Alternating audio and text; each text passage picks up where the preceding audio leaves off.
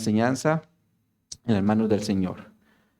Oh bendito Dios, nuevamente venimos ante tu presencia pidiéndote ahora para que tu Espíritu Santo nos hable, nos dé entendimiento de la porción que el día de hoy vamos a tocar del libro de Hebreos, Señor, donde se está hablando, Señor, de este sacerdote del cual se habla muy poco, pero como lo hemos visto hasta ahora, era un tipo de Jesús. Así que, Señor, síguenos hablando, síguenos dando entendimiento y que podamos salir de este lugar, Señor, teniendo un entendimiento claro de qué era lo que tú querías transmitirles a los judíos del primer siglo por medio de este sacerdote. Así que nos ponemos en tus manos, guíanos, Espíritu Santo, y edifícanos. En el nombre de Jesús lo hacemos. Amén. Pues mis hermanos, continuamos con nuestro estudio expositivo de la epístola a los Hebreos, donde el Señor se está dirigiendo primariamente a judíos que se habían convertido a Cristo, los cuales necesitaban entender el motivo por el cual Jesús no había sido constituido sacerdote por el orden de Leví. Porque como lo vimos la semana pasada, bajo el orden de Leví, un sacerdote no podía ser rey. Sin embargo, bajo el orden de Melquisedec, un rey sí podía ser sacerdote. Por eso Jesús, siendo rey, fue constituido sacerdote por el orden de Melquisedec. Y el día de hoy vamos a continuar analizando este sacerdocio. Así que acompáñenme a leer el texto base en Hebreos capítulo 7. Y vamos a leer los versos 3 al 10. Estos van a ser nuestro texto base.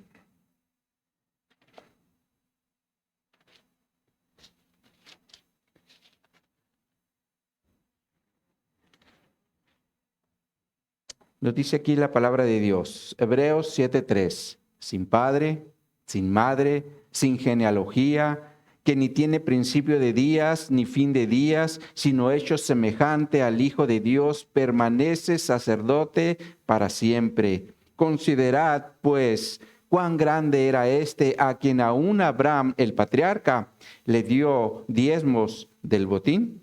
Ciertamente, los que de entre los hijos de Leví reciben el sacerdocio, tienen mandamiento de tomar del pueblo los diezmos según la ley, es decir, de sus hermanos, aunque estos también hayan salido de los lomos de Abraham. Pero aquel cuya genealogía no es contada de entre ellos, tomó de Abraham los diezmos y le bendijo al que tenía las promesas. Y sin discusión alguna, el menor es bendecido por el mayor. Y aquí ciertamente reciben los diezmos hombres mortales, pero allí uno de quien se da testimonio de que vive. Y por decirlo así, en Abraham pagó el diezmo también Leví, que recibe los diezmos, porque aún estaba en los lomos de su padre cuando Melquisedec le salió al encuentro. El título que le hemos dado a esta enseñanza es: El mayor bendice al menor. El mayor bendice al menor.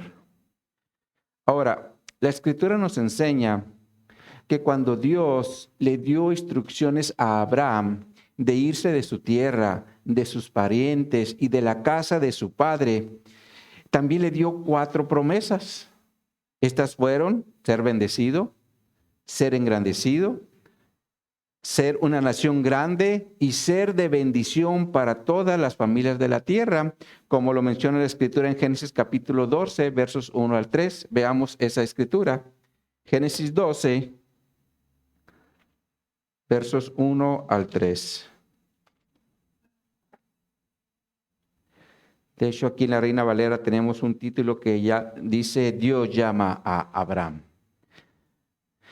Dice: pero Jehová había dicho a Abraham: vete de tu tierra y de tu parentela a la casa de tu padre, a la tierra que te mostraré. Ahora, si observan, Dios aquí le está dando la instrucción a Abraham de irse de su tierra, de su parentela y de la casa de su padre. Sigamos leyendo, verso 2. Dice: y haré de ti una nación grande y te bendeciré y engrandeceré tu nombre y serás bendición. Aquí se mencionan las bendiciones que el Señor le dio al patriarca Abraham. Pero como resultado de estas bendiciones nos dice el verso 3, bendeciré a los que te bendijeren y a los que te maldijeren, maldiciré y serán benditas en ti todas las familias de la tierra. Por lo cual, por medio de estas bendiciones que se le dieron a Abraham, nosotros también somos bendecidos, como lo dice la Escritura en Gálatas capítulo 3, en los versos 8 y 9, donde nos dice, y la Escritura, preveyendo que Dios había de justificar por la fe a los gentiles, dio de antemano la buena nueva a Abraham, diciendo, en ti serán benditas todas las naciones, de modo que los de la fe son bendecidos con el creyente Abraham. Esto quiere decir que por medio de la fe, y obviamente se refiere a la fe en Jesús, nosotros tenemos acceso a esas bendiciones que se le dieron al patriarca Abraham. Porque por medio de Cristo somos parte de una gran nación, ahora por medio de la iglesia. Porque así como el día de hoy estamos aquí reunidos, en muchas otras partes del mundo también se están reuniendo otros que son parte de esta gran nación en Cristo por medio de su iglesia. Entonces somos una gran nación en Cristo. Ahora, también somos bendecidos y la mejor bendición que tenemos es que no iremos al castigo eterno en el infierno, el cual está preparado para todos aquellos que rechacen a Jesús. Esta es una gran bendición que tenemos. Ahora también somos engrandecidos. ¿Y saben por qué, mis hermanos? Porque tenemos el gran privilegio de ser morada del Espíritu Santo. Ese definitivamente es un gran privilegio que tenemos en Cristo. Sin embargo, también podemos ser bendición para otros, sobre todo cuando actuamos bajo los principios bíblicos que el Señor nos dejó en su palabra, como por ejemplo, una esposa es bendecida cuando un esposo es fiel y sigue las instrucciones que el Señor le da en su palabra. Los hijos son bendecidos cuando los padres siempre están a su lado para ayudarles y darles su amor. Un patrón también es bendecido cuando un empleado es temeroso de Dios, porque para empezar no le va a robar, ¿verdad?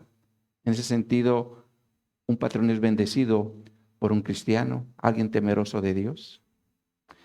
Ahora incluso en la iglesia también somos bendecidos cuando el Señor levanta un liderazgo temeroso de Dios, porque también va a estar buscando hacer la voluntad de Dios. Entonces, el ser bendecidos y ser de bendición, esto es única y exclusivamente por medio de la fe en Jesucristo. Ahora, algo que debemos tener siempre bien en claro es que estas bendiciones no van a llegar a nuestra vida de parte de Dios por el hecho de ser o pertenecer al pueblo de Israel o a la descendencia de Abraham, hablando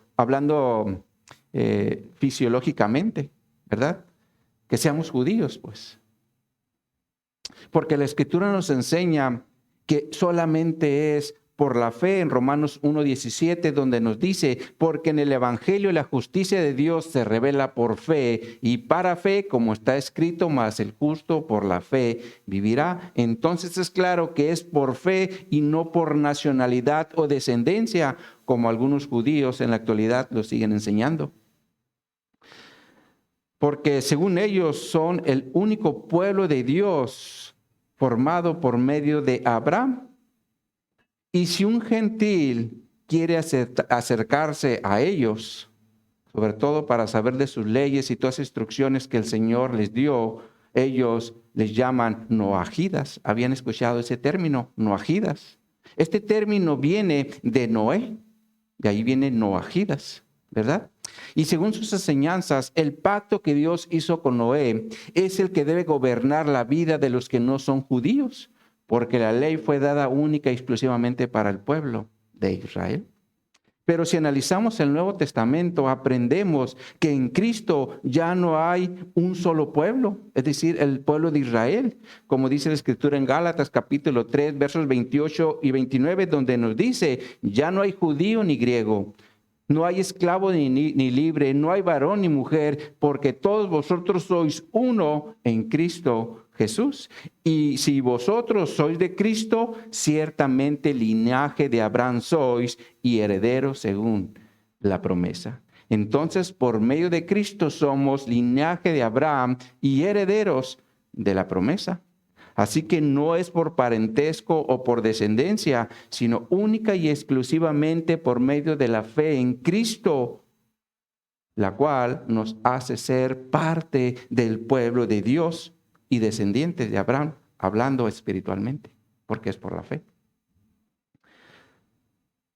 Ahora, cuando Dios bendice al patriarca Abraham, también encontramos un principio. Y el principio es que la bendición siempre es otorgada por alguien que es superior. Porque Dios, siendo la máxima autoridad del universo, determinó dar estas bendiciones al patriarca Abraham, quien era alguien inferior. Ahora, este principio también fue practicado por los patriarcas para bendecir a sus hijos, porque obviamente los patriarcas eran la máxima autoridad en su hogar. Un ejemplo de esto lo vemos con Isaac, cuando antes de morir quiso bendecir a su hijo mayor Esaú. Veamos esto en Génesis capítulo 27 y leamos solamente los primeros 3 versos. Génesis 27.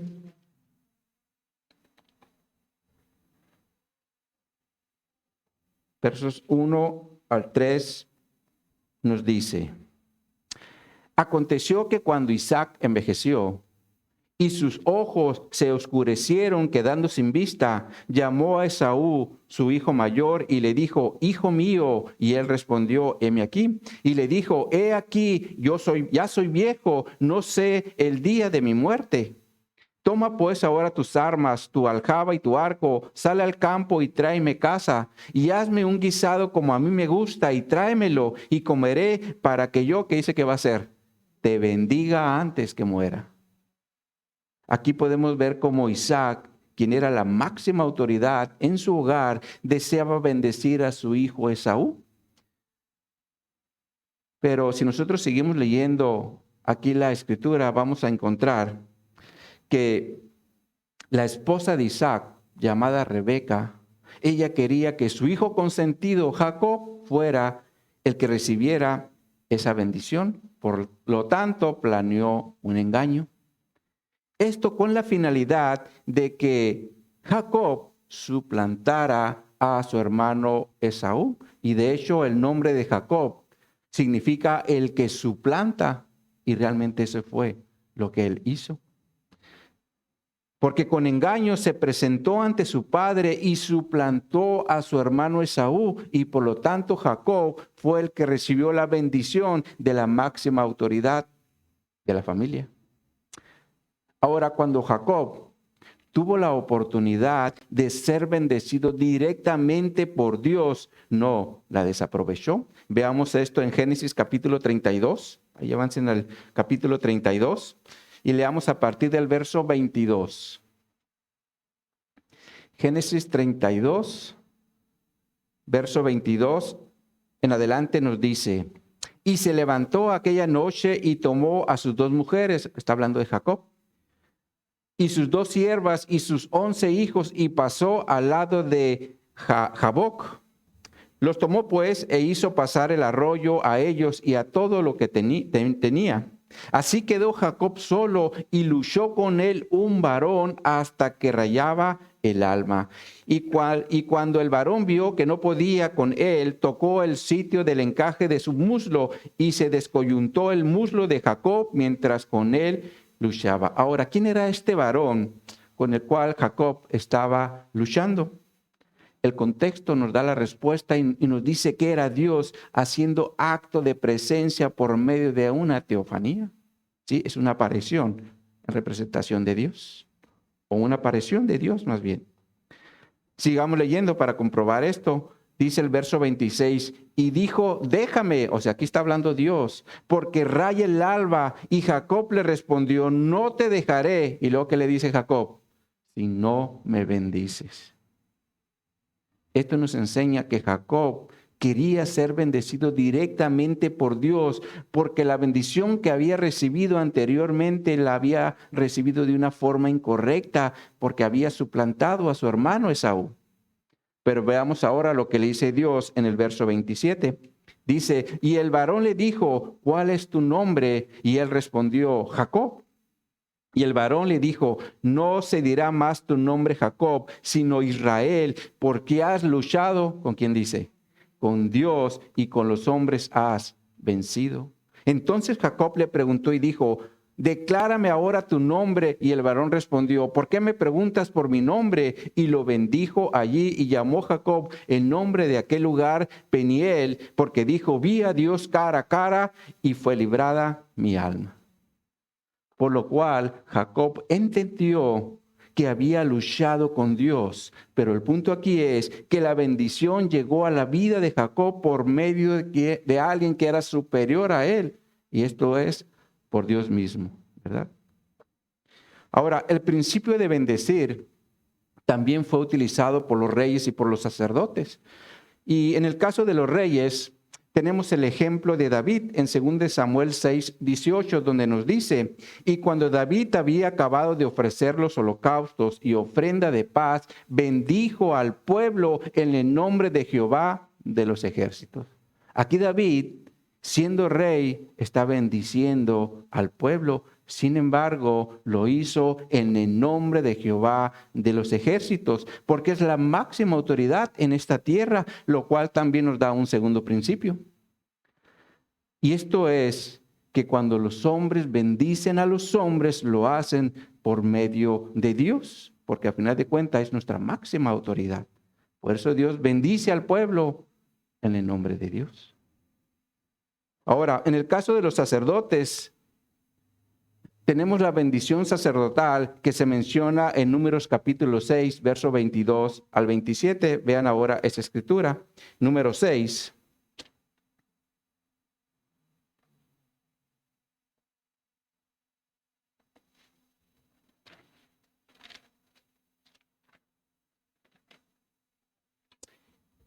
Y leamos los versos 22 al 27. De hecho, en la Reina Valera ahí dice, ¿verdad? La bendición sacerdotal. Dice esta escritura, Jehová habló a Moisés diciendo, habla a Aarón y a sus hijos y diles, así bendeciréis al pueblo de Israel, diciéndoles, Jehová te bendiga y te guarde. Jehová haga resplandecer su rostro sobre ti y tenga de ti misericordia. Jehová alce sobre ti su rostro y ponga en ti paz. Y pondré mi nombre sobre los hijos de Israel y yo los bendeciré. Se observan, la bendición empieza y termina en Dios, porque Él es el que bendice. Y esto es algo, mis hermanos, que hoy en día, de hecho nosotros lo seguimos practicando. Por eso decimos, el Señor te bendiga, ¿verdad? Porque a final de cuentas Dios es nuestra máxima autoridad y es la que realmente nos puede bendecir. Entonces, teniendo en mente esto, es decir, que la bendición siempre viene de alguien que es superior, entremos a analizar el texto base. Dice el primer verso del texto base, Hebreos 7:3, nos dice, sin padre, sin madre, sin genealogía, que ni tiene principio de días ni fin de días, sino hecho semejante al Hijo de Dios, permanece sacerdote para siempre. Ahora, ¿qué es lo que quiere transmitir el escritor a los hebreos cuando dice sin padre, sin madre, sin genealogía? Ahora, para poder entender, mis hermanos, esto, necesitamos tener presente lo que había en la mente de los judíos en el primer siglo. Porque ellos, como nosotros, para tomar una decisión, iban primeramente a la palabra de Dios con la finalidad de buscar dirección e instrucción. Como por ejemplo, hoy en día muchos matrimonios tienen problemas porque cada uno quiere hacer su voluntad. Sin embargo, la palabra de Dios nos dice en Efesios 5:33, por lo demás, cada uno de vosotros ame también a su mujer como a sí mismo. Aquí le está hablando al varón. Y luego continúa diciendo, y la mujer respete a su marido. Entonces la palabra de Dios nos enseña que el esposo debe amar a su mujer como si se amara a sí mismo y por lo tanto la debe cuidar, la debe respetar, la debe atender, la debe proteger y sobre todo la debe amar como si estuviera amándose a sí mismo, porque esa es la instrucción que tenemos en la palabra de Dios. Ahora, a la mujer le dice, respeta al marido. Y aquí la palabra respete es un verbo que se refiere a tener reverencia. Por eso ustedes van a ver que Sara en la escritura le decía a Abraham, mi señor, como un acto de respeto y reverencia. Ahora, si al esposo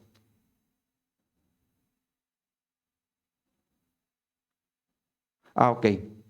Ahora, en este mismo sentido, hablando del respeto, si el esposo le da una instrucción a su esposa y la esposa lo ignora, esto definitivamente es una falta de respeto y por ese motivo lo vienen los problemas, ¿verdad?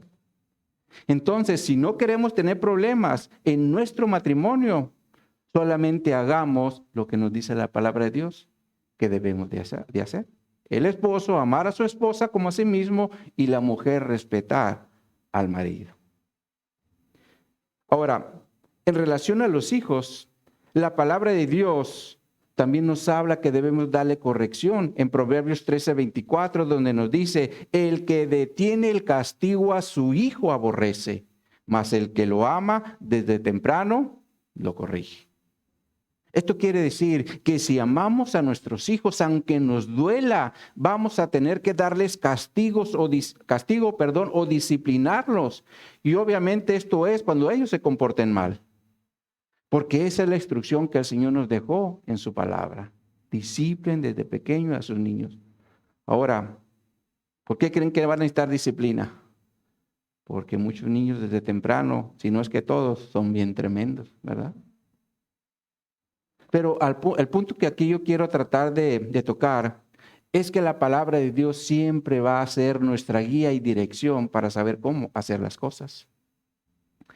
Y lo mismo era para los judíos del primer siglo, porque la palabra de Dios también era su guía. Y si se tenía que tomar una decisión en relación a quién podía ejercer el sacerdocio, ellos también se basaban en la palabra de Dios. Y aquí es donde entra el asunto de las genealogías.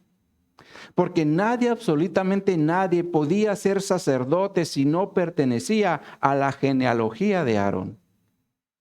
De hecho, cuando el pueblo de Israel salió de la cautividad de Babilonia bajo la dirección de Zorobabel, las genealogías fueron un medio para saber quiénes podían ejercer el oficio de sacerdote dentro del pueblo. Y por lo tanto, si alguien no se encontraba en la genealogía de Aarón, lo desechaban. Veamos este ejemplo en Esdras capítulo 2. Vayan allí a Esdras. Acuérdense, Esdras, Nehemías, Esther, está después de las crónicas. Esdras capítulo 2. Y leamos a partir del verso 1. De hecho, la Reina Valera nos dice los que volvieron con Zorobabel. Nos dice aquí la palabra de Dios. Estos son los hijos de la provincia que subieron del cautiverio de aquellos que Nabucodonosor, rey de Babilonia, había llevado cautivos a Babilonia y que volvieron a Jerusalén y a Judá, cada uno a su ciudad. Los cuales vinieron con Zorobabel, Jesúa, Nehemías, Seraías, Relaías, Mardoqueo, Bilsán, Mispa, Bigbai, Reum, Baana y el número de los varones del pueblo de Israel. Y luego se observan, viene una gran lista de todos cómo se identificaban por medio de su padre. Pero en relación al sacerdocio, avancemos al verso 61, 2:61. Nos dice, Y de los hijos de los sacerdotes, los hijos de Abaía, los hijos de Cos, los hijos de Barzilai, el cual tomó mujer de las hijas de Barzilai, Galaíta, y fue llamado por el nombre de ellas. Estos buscaron su registro de genealogías y no fue hallado y fueron excluidos del sacerdocio. Por lo cual, si alguien no pertenecía al sacerdocio, era excluido, y se entiende que la genealogía, si alguien no pertenecía a esa genealogía de Aarón, era excluido, porque al final de cuentas la genealogía de Aarón fue la que Dios constituyó para los sacerdotes. Veamos esto en Números capítulo 3. Allí adelante, leamos a partir del verso 5. A Números, para atrás. Números capítulo 3.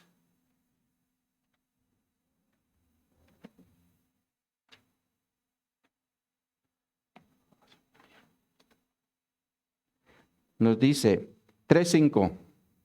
Y Jehová habló a Moisés diciendo: haz que se acerque la tribu de Leví y haz estar delante del sacerdote Aarón para que le sirvan y desempeñen el cargo de él y el cargo de toda la congregación delante del tabernáculo de reunión para servir en el ministerio del tabernáculo, y guarden todos los utensilios del tabernáculo de reunión y todo lo encargado de ellos por los hijos de Israel, y ministren el servicio del tabernáculo. Y darás los levitas a Aarón y a sus hijos, les son enteramente dados de entre los hijos de Israel. Pero observen lo que dice el verso 10. Y constituirás a Aarón y a sus hijos para que ejerzan su sacerdocio, y el extraño que se acercare morirá. Entonces es claro que Dios constituyó por medio de Aarón y sus hijos el sacerdocio. Por eso cuando los judíos regresaron de cautiverio de Babilonia, la genealogía que ellos miraron fue la de Aarón, porque ahí donde estaban registrados todos los hijos o los que descendían de él. Ahora, en el primer siglo, mis hermanos, esta instrucción, es decir, para definir quién podía ejercer el oficio de sacerdote, los judíos lo seguían abrazando, porque era la guía que ellos tenían. Sin embargo, mis hermanos, desde que Jesús llegó a la tierra, empezó a establecer un nuevo pacto, donde Jesús ahora es la garantía, como lo veremos aquí mismo en Hebreos 7, versos 22 al 25, donde nos dice: por tanto, Jesús es hecho fiador de un mejor pacto.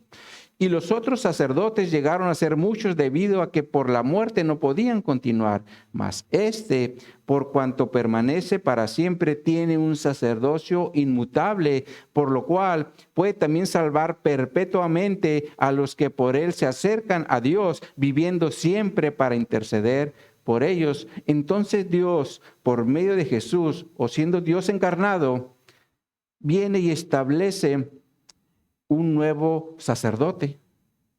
¿Sí? Jesús viene a establecer un nuevo pacto donde Él es sacerdote.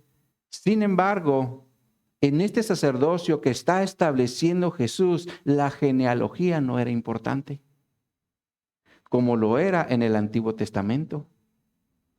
Por eso, cuando hace referencia a Melquisedec, quien era un tipo de Cristo en el Antiguo Testamento, el énfasis ya no está en la genealogía. Por eso dice sin padre, sin madre, sin padre, sin madre, sin genealogía. O sea, en el Nuevo Testamento esto ya no es importante para un sacerdocio. Es lo que les quiere tratar de transmitir el Señor.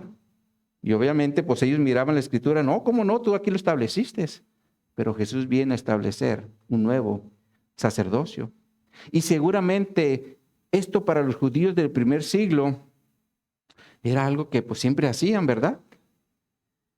Y esto yo creo que definitivamente fue algo difícil para ellos, sobre todo porque así como nosotros tenemos la Biblia completa, ellos tenían el Antiguo Testamento, su guía, ¿verdad? Y para no ser engañados, lo que diga la palabra de Dios. Sin embargo, también sabemos que el Nuevo Testamento aún no se había escrito. Por lo cual, para muchos judíos, incluso en la actualidad, siguen rechazando el Nuevo Testamento. Y aquí entra un elemento que es importante y es clave, y esto es la intervención del Espíritu Santo, porque fue el que inspiró a los apóstoles para dar estos cambios, ¿verdad?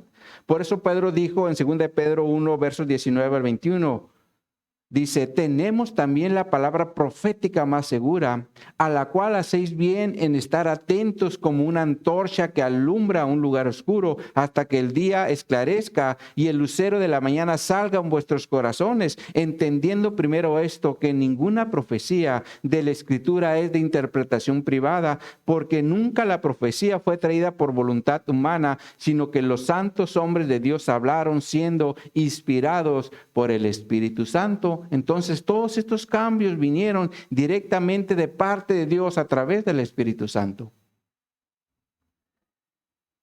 Sin embargo, estos cambios del pacto no fue todo lo que hizo el Señor, porque también nos dio su Espíritu Santo para que nosotros podamos comprender esos cambios, ¿verdad? Porque si lo miramos con la ley sin la dirección del Espíritu Santo, no lo vamos a entender. Muchos judíos, de hecho, todo lo toman literal, cuando hay mucha cosa espiritual ahí que el Señor nos está hablando y es lo que nos hace ver el Espíritu Santo, porque todo apunta a Jesús. Y el Espíritu Santo lo que está tratando de transmitirnos a Dios por medio del escritor a los hebreos, bajo la inspiración del Espíritu Santo, es que las genealogías en el nuevo pacto ya no son importantes. ¿Sí? Por eso le dice que Melquisedec era sin padre, sin madre y sin genealogía. Es como si les dijera, olviden eso, porque ya no es importante en el nuevo pacto. Ahora continúa diciendo en el verso 3 del texto base, ni tiene principio de días ni fin de días. Esto definitivamente es una referencia a la eternidad.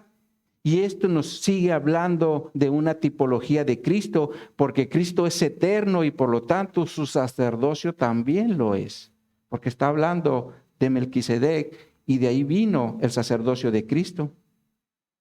Ahora, después se introduce una palabra que es clave para poder entender que Melquisedec en el Antiguo Testamento no es una teofanía de Cristo, sino un tipo, cuando dice en el final del verso 3 del texto base, sino hecho semejante al Hijo de Dios, permanece sacerdote para siempre. Aquí la palabra clave es semejante, la cual significa parecido, similar, afín, comparable o idéntico.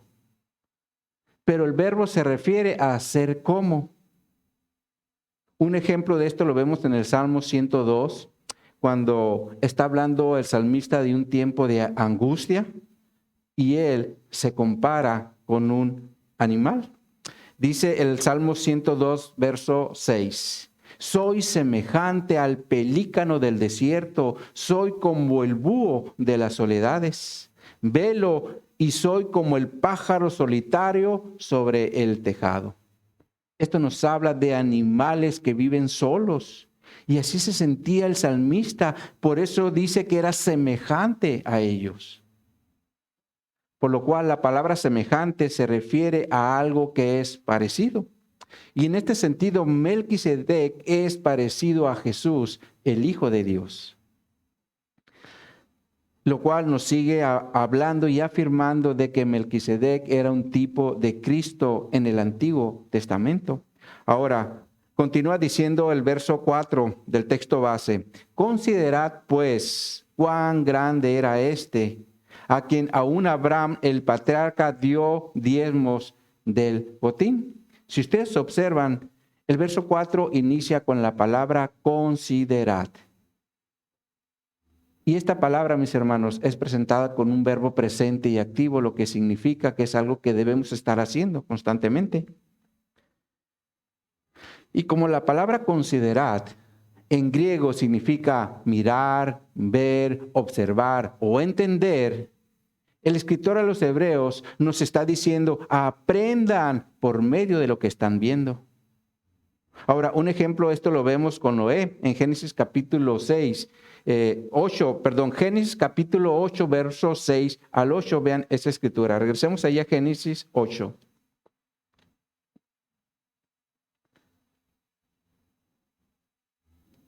Dice Génesis 6, otra vez, Génesis 8, verso 6. Estoy diciendo al revés. Génesis capítulo 8, verso 6. Nos dice aquí la escritura. Sucedió que al cabo de 40 días abrió Noé la ventana del arca que había hecho y envió un cuervo, el cual salió y estuvo yendo y volviendo hasta que las aguas se secaron sobre la tierra. Envió también de sí una paloma. ¿Para qué dice? Para ver. Este es el sentido de la palabra bíblica considerar, porque se refiere a entender algo por medio de lo que se ve.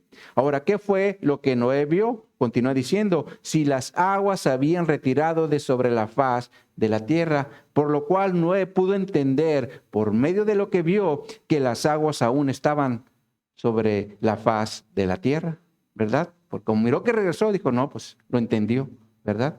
Pero eso es por lo que él miró. Ahora, en el Nuevo Testamento también podemos encontrar un ejemplo de esta palabra cuando Jesús está hablando con sus discípulos en relación a los afanes.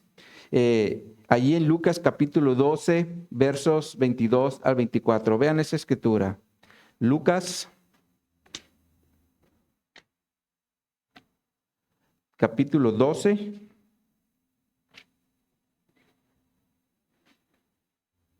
A partir del verso 22, nos dice, dijo luego a sus discípulos, está hablando Jesús, por lo tanto os digo, no os afanéis por vuestra vida, ¿qué comeréis? Ni por el cuerpo, ¿qué vestiréis? La vida es más que la comida y el cuerpo que el vestido. Considerad, aquí está la palabra griega, los cuervos que ni siembran ni ciegan, que ni tienen despensa ni granero, y Dios los alimenta, ¿no valéis vosotros mucho más que las aves? Por lo cual, aquí Jesús le está diciendo a sus discípulos, consideren a los cuervos. Y obviamente lo hace con la finalidad de que ellos vean que su forma de vivir de estos animalitos es por medio del alimento que el Señor les da. Mírenlos, aprendan, considérenlos. Y la verdad es que muchas veces, mis hermanos, necesitamos nosotros también considerar esto que nos dice el Señor, porque la verdad es que desde que nos levantamos a veces ya estamos llenos de afanes. Y esto se refiere a preocupaciones, las cuales incluso a veces ni siquiera nos dejan vivir, porque ahí estamos con eso que nos traen, no podemos disfrutar nada. Por eso Jesús más adelante dice en Lucas capítulo 12, versos 29 al 31, dice, vosotros pues no os preocupéis por lo que habéis de comer, ni por lo que habéis de beber, ni estéis en ansiedad y quietud. Ni estéis en ansiosa inquietud. Porque todas estas cosas buscan las gentes del mundo, pero vuestro Padre sabe que tenéis necesidad de estas cosas. Y le da la recomendación en el 31, mas buscad el reino de Dios y todas estas cosas os serán añadidas. Entonces, ¿por dónde debemos empezar nuestro día? ¿Por los afanes o por el reino de Dios? Definitivamente por el reino de Dios, para que todas estas cosas nos sean añadidas. Y aquí incluye todas nuestras necesidades, como lo son trabajo, comida, bebida, vestuario y todo aquello que necesitamos para seguir viviendo en esta vida. Porque Dios es el que nos da todo eso. Pero el punto es que debemos entender las cosas por medio de lo que vemos. Por lo cual, cuando el escritor a los hebreos utiliza la palabra considerad en el texto base, lo está haciendo con la finalidad de que los cristianos judíos del primer siglo miraran por medio de las escrituras del Antiguo Testamento la grandeza de Melquisedec. Por eso dice que Abraham le dio el diezmo del botín. Ahora, posiblemente para nosotros no haya ningún problema en entender esto, es decir, la superioridad de Melquisedec hacia Abraham. Pero en la mente de los judíos del primer siglo sí era un problema, porque Abraham era considerado como alguien grande delante de Dios. De hecho, es llamado también como amigo de Dios, como lo menciona el profeta Isaías, cuando él está hablando al pueblo de la seguridad que ellos tienen en Dios. En Isaías 41, versos 8 al 10, nos dice: pero tú, Israel, siervo mío eres, tú, Jacob, a quien yo escogí, descendencia de Abraham. Y después dice, mi amigo, porque te tomé de los confines de la tierra y de la tierra lejana te llamé y te dije, mi siervo eres tú, te escogí y no te deseché. No temas, porque yo estoy contigo. No desmayes, porque yo soy tu Dios que te esfuerzo. Siempre te ayudaré, siempre te sustentaré con la diestra de mi justicia. Aquí Dios le está hablando al pueblo de Israel por medio de Isaías para hacerles ver que ellos estaban seguros en él. Sin embargo, Abraham aquí es mencionado como amigo de Dios. Y de hecho, Santiago también utiliza esta referencia cuando está hablando de la fe en Santiago 2:23, donde nos dice, se cumplió la escritura que dice, Abraham creyó a Dios y le fue contado por justicia y fue llamado amigo de Dios. Ahora, Abraham, mis hermanos, no solo era considerado amigo de Dios, porque también era el padre de la nación de Israel, como también lo menciona el profeta Isaías en Isaías 51. Veamos esa escritura. Isaías 51.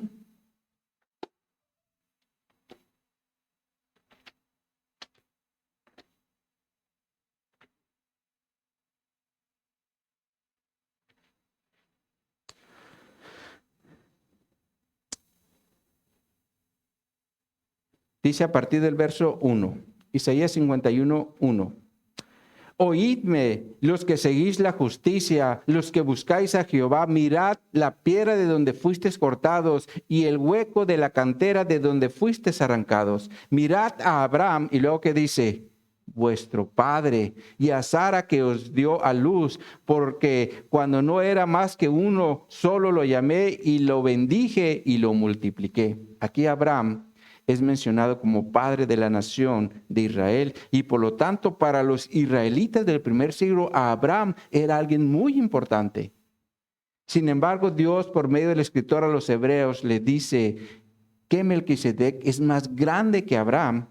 Por ese motivo es que le dio los diezmos. Y aquí se menciona uno de los temas muy pero muy conocidos por los israelitas, y esto es el diezmo, el cual había sido constituido por Dios como una heredad para los levitas, porque ellos eran los servidores de Dios en el tabernáculo, como se menciona en la escritura en Números 18. Veamos ahora esa escritura, Números 18, y vamos a leer los versos 20 y 21.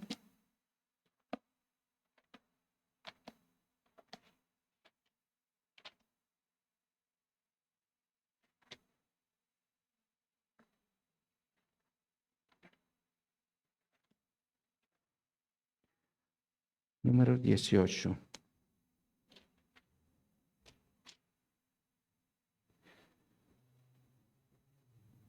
Dice los versos 20 y 21. Y Jehová dijo a Aarón, de la tierra de ellos no tendrás heredad, ni entre ellos tendrás parte. Yo soy tu padre y tu heredad en medio de los hijos de Israel. Y he aquí, yo he dado a los hijos de Leví todos los diezmos en Israel por heredad, por su ministerio, por cuanto ellos sirven en el ministerio del tabernáculo de reunión. Entonces esto nos enseña que los israelitas sabían que ellos eran los responsables de dar a los levitas el sustento por medio del diezmo. Sin embargo, también sabían que solo los levitas tenían la autoridad para recibirlos, porque eran los representantes de Dios ante el pueblo y eran los que llevaban la iniquidad o su culpa, como continúa diciendo en los versos 22 en adelante. Nos sigue diciendo en Números 18, 22. Y no se acercarán más los hijos de Israel al tabernáculo de reunión para que no lleven pecado por el cual mueran, mas los levitas harán el servicio del tabernáculo de reunión y ellos llevarán su iniquidad, es decir, su culpa, estatuto perpetuo para vuestros descendientes, y no poseerán heredad entre los hijos de Israel, porque a los levitas he dado por heredad los diezmos de los hijos de Israel, que ofrecerán a Jehová en ofrenda, por lo cual les he dicho, entre los hijos de Israel no poseerán la heredad. Entonces es claro que los levitas eran los que recibían el diezmo del pueblo como una heredad y realmente era su sustento. Sin embargo, los levitas también tenían una responsabilidad de darle una ofrenda a Dios. Y aquí se menciona como un diezmo de diezmos. Sigamos leyendo para comprobar esto. Números 18:25 nos dice: y habló Jehová a Moisés diciendo, así hablan los levitas, y les dirás, cuando toméis de los hijos de Israel los diezmos que os he dado de ellos para vuestra heredad, vosotros presentaréis de ellos una ofrenda mecida a Jehová, el diezmo de los diezmos, y se os contará vuestra ofrenda como grano de era y como producto del lagar. Entonces, esto nos enseña que los levitas debían dar una ofrenda a Dios de lo que ellos habían recibido del pueblo. Sin embargo, esta ofrenda que los levitas daban era administrada por los sacerdotes, como dice el verso 28. Sigamos leyendo. Dice: así ofreceréis también vosotros ofrenda a Jehová de todos vuestros diezmos que recibéis de los hijos de Israel, y daréis de ellos, es decir, de los diezmos, la ofrenda de Jehová al sacerdote Aarón. Lo cual también nos enseña que dentro de los que ministraban el tabernáculo había personas con mayor autoridad, y aquí es donde entra la función de un sumo sacerdote, porque eran la máxima autoridad dentro del tabernáculo y después lo fue en el templo. Pero veamos ahora dónde se habla de esta distinción entre los levitas y los sacerdotes. Y esto está al inicio del capítulo 18 de Números. Leamos a partir del verso 1. Nos dice: Jehová dijo a Aarón, tú y tus hijos y la casa de tu padre contigo llevaréis el pecado del santuario, y tú y tus hijos contigo llevaréis el pecado de vuestro sacerdocio, y a tus hermanos también, la tribu de Leví, la tribu de tu padre, haz que se acerquen a ti y se junten contigo y te sirvan. Y tú y tus hijos contigo serviréis delante del tabernáculo del testimonio. Aquí vemos cómo el Señor ya está haciendo una distinción entre los levitas y los sacerdotes, porque los levitas deberían ser servidores de Aarón. Por lo tanto, de alguna manera nos habla aquí de rangos dentro del tabernáculo. Y se entiende que los sacerdotes se les estaba dando más autoridad que a los levitas, porque al final cuenta los levitas eran los que le servían a Aarón, que era el sumo sacerdote.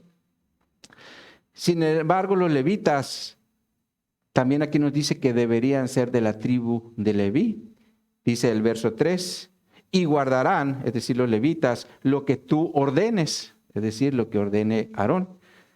Y el cargo del tabernáculo, mas no se acercarán a los utensilios santos ni al altar, para que no mueran ellos y vosotros. Se juntarán pues contigo y te darán el cargo del tabernáculo de reunión en todo el servicio del tabernáculo. Ningún extraño se ha de acercar a vosotros. Entonces aquí claramente nos dice que los levitas tendrían el cargo del tabernáculo, donde también estaba incluido el armar y desarmar el tabernáculo, porque recordemos que cuando el pueblo iba rumbo a la tierra prometida, el tabernáculo se tenía que mover y por lo tanto había que desmontarlo y luego volverlo a montar. Y esto lo vemos en Números capítulo 9. Dejen una marca aquí y vayan allí al capítulo 9 y leamos los versos 15 al 17. Ahorita vamos a regresar aquí. Números 9, versos 15 en adelante nos dice: y el día que el tabernáculo fue erigido, esto se refiere a ser levantado, la nube cubrió el tabernáculo sobre la tienda de testimonio. A la tarde había sobre el tabernáculo como una apariencia de fuego hasta la mañana. Así era continuamente, la nube lo cubría de día y de noche la apariencia de fuego. Pero observen lo que dice el verso 17. Cuando se alzaba la nube del tabernáculo, los hijos de Israel partían, y en lugar donde la nube paraba, allí acampaban los hijos de Israel. Por lo tanto, el tabernáculo se tenía que, cuando la nube se levantaba, entonces había que mover el tabernáculo. Acuérdense que el tabernáculo era una especie como de carpa, ¿no? Que estaba rodeada por unas como paredes que ellos hicieron con telas. Entonces se levanta la nube, significaba que había que seguirla, entonces vamos a desmontar todo. Y donde se paraba, pues había que volver a armar todo. Por eso en Números capítulo 18, donde llevamos la lectura, regresemos ahí, habla de las funciones de los levitas. Dice Números 18:4. Se juntarán pues contigo, hablando de los levitas, y tendrán el cargo del tabernáculo de reunión en todo el servicio del tabernáculo. Ningún extraño se ha de acercar a vosotros, y tendréis el cuidado del santuario y el cuidado del altar, para que no venga más la ira sobre los hijos de Israel. Porque he aquí, yo he tomado a vuestros hermanos los levitas de entre los hijos de Israel, dados a vosotros en don, es decir, como un regalo de Jehová, para que sirvan en el ministerio del tabernáculo de reunión. Entonces los levitas fueron dados a Aarón como un regalo de parte de Dios para el servicio del tabernáculo.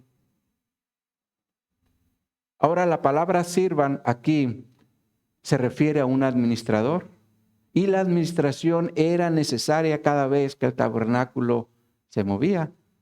Porque ¿qué hace un administrador? Tiene que administrar todo y que todo esté bien y esté funcionando. Entonces, si nos movemos y nos volvemos a instalar, debe quedar como si no nos hubiéramos movido del lugar. Y eso es lo que hacían los administradores, o hace un administrador, ¿verdad? Entonces, por eso utiliza la palabra sirvan.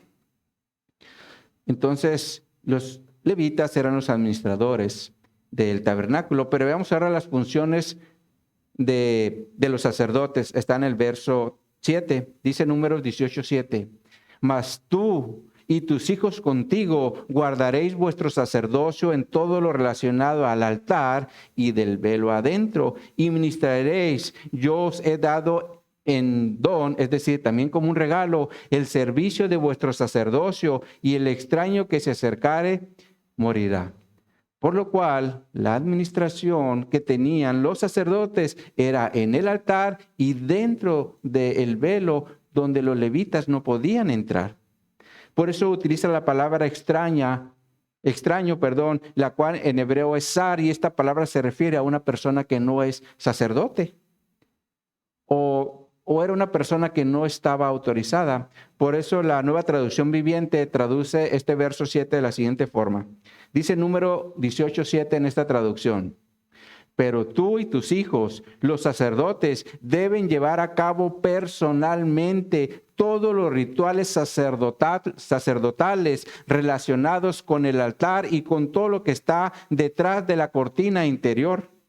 Yo te doy el sacerdote como un privilegio de servicio. Cualquier persona que se acerque al santuario sin estar autorizada será ejecutada. Y Dios nada más a los sacerdotes les dio esa autorización. Por lo cual la administración en el altar y dentro del velo, era exclusivamente de los sacerdotes, quienes de alguna manera eran la máxima autoridad dentro del tabernáculo. Pero el punto aquí es que el pueblo le daba los diezmos a los sacerdotes por instrucciones de Dios, porque eran los representantes del pueblo ante Dios. Y ahora, en el primer siglo, los sumos sacerdotes también eran la máxima autoridad dentro del pueblo. Por eso cuando Pablo estaba persiguiendo a la iglesia, fue a buscar autorización del sumo sacerdote, como dice la escritura en Hechos 9, en los versos 1 y 2, donde nos dice: Saulo, respirando aún amenazas y muerte contra los discípulos del Señor, vino al sumo sacerdote y le pidió cartas para las sinagogas de Damasco, a fin de que si hallase algún hombre o mujeres de este camino, los trajese preso a Jerusalén. Entonces es claro que el sumo sacerdote era la máxima autoridad dentro del pueblo, ¿verdad? Sin embargo, también eran los que recibían el diezmo del pueblo. Ahora, cuando Abraham le da el diezmo a Melquisedec, esto está hablando en el que Melquisedec era alguien más grande. Por eso Abraham le da el diezmo. Dice, regresando ahí Hebreos 7:4, nos dice, considerad, o sea, aprendan por lo que están viendo, pues cuán grande era es decir, Melquisedec, a quien aún Abraham, el patriarca, dio diezmos del botín. Por lo cual, lo que Dios está tratando de decirles a los cristianos del primer siglo es que entendieran que el sacerdocio de Cristo, el cual vino por medio de Melquisedec, era más grande que el que posteriormente fue constituido por la descendencia de Abraham, ¿verdad? Obviamente cuando Cristo vino a la tierra ya estaba ese sacerdocio, pero está yéndose al Antiguo Testamento donde aparece brevemente Melquisedec, pero Melquisedec aquí en el Nuevo Testamento nos está aclarando que era alguien más grande. Por eso dice que le dio los diezmos. Y de hecho, también la Escritura nos afirma en el Nuevo Testamento que el sacerdocio de Leví también le dio el diezmo a Melquisedec por medio de Abraham. Como dice los versos 5, o como más bien dice el verso 5 del texto base, nos dice Hebreos 7:5, ciertamente los que de entre los hijos de Leví reciben el sacerdocio tienen mandamiento de tomar del pueblo los diezmos según la ley, es decir, de sus hermanos, aunque estos también hayan salido de los lomos de Abraham. Ahora, prácticamente aquí el versículo 5 está haciendo referencia a Número 18 que ya miramos, donde se mencionan que los hijos de Leví recibían el diezmo como una heredad, porque eran los que servían en el tabernáculo. Sin embargo, al final del verso 5 dice algo que es importante considerar, y esto es que los levitas salieron de los lomos de Abraham. Por lo tanto, cuando Abraham dio el diezmo a Melquisedec, los levitas también lo hicieron a través de Abraham. Y esto es lo que afirma el verso 9 y 10, cuando nos dice, y por decirlo así, en Abraham pagó el diezmo también Leví, que reciben los diezmos, porque aún estaba en los lomos de su padre cuando Melquisedec le salió al encuentro. Ahora, cuando aquí la Escritura dice o utiliza la palabra lomos, esto se refiere a los órganos sexuales del hombre, porque fue por medio de Abraham que surgieron todos los israelitas, donde estaban incluidos los levitas y los sacerdotes, todo el pueblo de Israel. Entonces los levitas y los sacerdotes, por medio de Abraham, dieron el diezmo a Melquisedec, el cual es un tipo de Cristo en el Nuevo Testamento, o más bien lo era en el Antiguo Testamento, cuando es presentado Melquisedec. Y por lo tanto el sacerdocio de Melquisedec es superior al levítico, y eso era importante que los cristianos judíos del primer siglo lo entendieran, porque ahora ellos estaban bajo un nuevo sacerdocio que era superior al levítico, y esto era el sacerdocio de Cristo. Ahora, en relación a la bendición que recibió Abraham por medio de Melquisedec, nos dice los verbos 6 y 7. Me moví un poquito en el orden, pero espero que no los esté confundiendo. Dice Hebreos 7:6. Pero aquel cuya genealogía no es contada entre ellos, tomó de Abraham los diezmos y bendijo al que tenía las promesas, y sin discusión alguna el menor es bendecido por el mayor.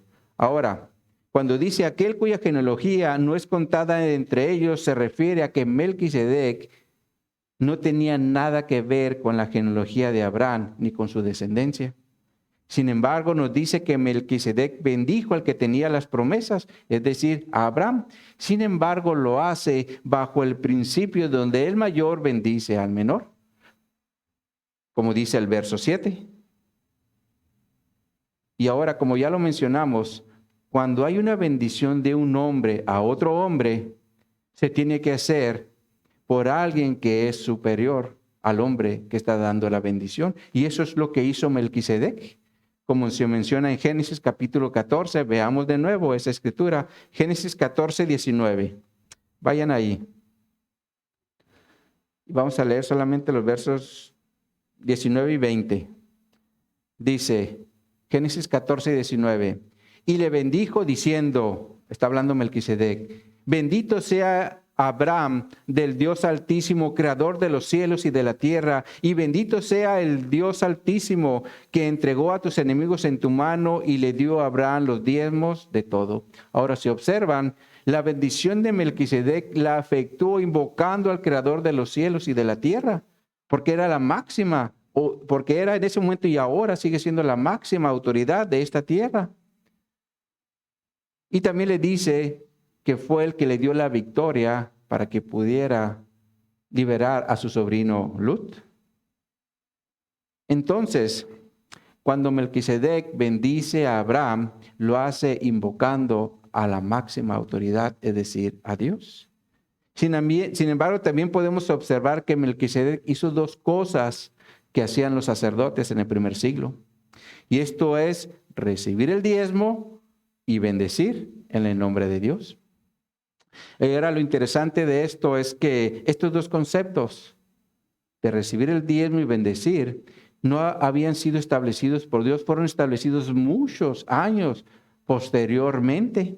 Sin embargo, Dios por medio de Melquisedec ya estaba hablando de estos dos conceptos antes de establecer su ley, ¿verdad? Ahora, en relación a la bendición de una máxima autoridad, quiero terminar esta enseñanza con la bendición que le dio Jesús a sus discípulos antes de su ascensión, y esto lo registra el médico Lucas en Lucas 24, versos 50 y 51. Vean esa escritura. Lucas 24, versos 50 y 51. Dice: y lo sacó fuera hasta Betania. Aquí del que está hablando es Jesús. Y alzando sus manos los bendijo, y aconteció que bendiciéndoles se separó de ellos y fue llevado arriba al cielo. Aquí Jesús, como máxima autoridad de todo lo creado, bendice a sus discípulos antes de partir al cielo. Por lo cual, cuando Melquisedec bendice a Abraham en el Antiguo Testamento, lo hace como un antitipo de Jesús, porque Jesús ahora en el nuevo pacto es el máximo sacerdote que tenemos, que nos da también su bendición, porque Jesús es el que nos bendice ahora. Amén. Entonces, como conclusión de lo que vimos el día de hoy, salgamos de este lugar teniendo presente tres cosas. En primer lugar, Melquisedec en el Antiguo Testamento fue un tipo de Cristo porque fue hecho semejante al Hijo de Dios, como si fuera un sacerdote eterno. En segundo lugar, cuando Abraham le da los diezmos a Melquisedec, reconoció que era superior, pero también a través de ese diezmo los levitas y los sacerdotes dieron el diezmo. Y por lo tanto, el sacerdocio de Melquisedec es superior al levítico, como ahora lo es el sacerdocio de Cristo. Y en tercer lugar, las bendiciones siempre inician en Dios, porque Él es nuestra máxima autoridad. Y de igual forma, si el hombre quiere bendecir a otro hombre, lo debe hacer en el nombre de Dios, como lo hizo Melquisedec, porque Dios es el creador de los cielos y de la tierra, y es nuestra máxima autoridad. Amén, mis hermanos. Bueno, espero no haberlos confundido, pero pues vamos a orar. Oh Señor, te damos gracias, Señor, por tu palabra que nos guía, nos dirige, nos enseña, Señor, lo que tú quisiste transmitir desde el primer siglo, sobre todo a esa generación que estaba experimentando estos cambios, Señor, los cambios de la ley a la gracia, el establecimiento del nuevo pacto y tantos cambios que hiciste, Señor, que ahora para nosotros nos es más fácil entenderlo. Sin embargo, en el primer siglo les costó mucho entenderlo, Señor. Sin embargo, tú lo dejaste en tu palabra para que ellos lo entendieran y de igual forma nosotros hoy lo podamos estar enseñando, Señor, en relación a lo que estaba pasando en el primer siglo, Padre.